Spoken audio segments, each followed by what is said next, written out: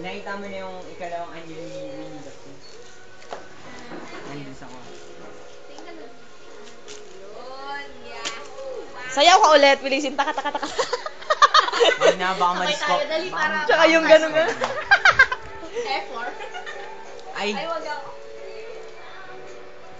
Hindi, feel ko hindi ito yung number ni JM. Yan. Kasi alam ko nung nilipat ko to sa phone. May mali, may mali. huwag na kasi.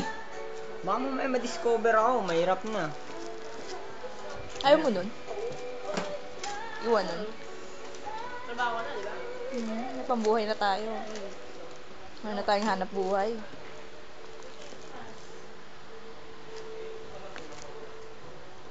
Patingin. Tama.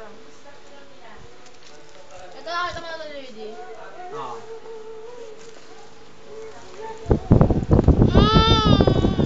Siya yung aso. Aso namin. Aso kayong dalawa. Fuck you, Ace. Lady, ito yung proyekto. Oo nga, nakita ko nga eh. Ganda, di ba? Madali lang siya. Pero maganda. Maganda nga. Gusto ko ilalagay natin siya sa something na, di ba, illustration. Tapos patayo. Alam mo yun. Gusto ko isang box lang. Nasa loob to, pati itong magnifying glass. Taka-taka muna. Taka, taka, taka.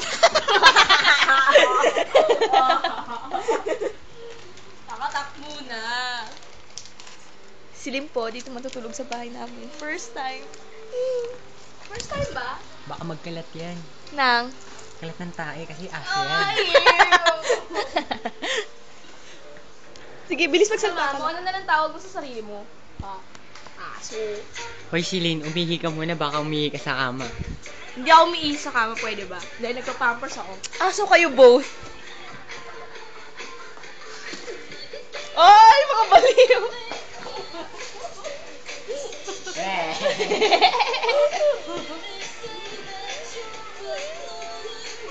Baliw.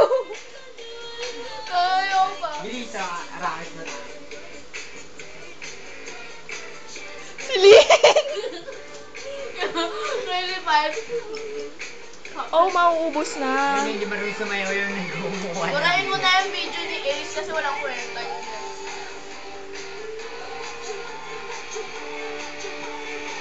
Anong sayaw yan si Lynn? Hintayin talaga at sa foundation. Hintayin mo pag ako sumayaw doon.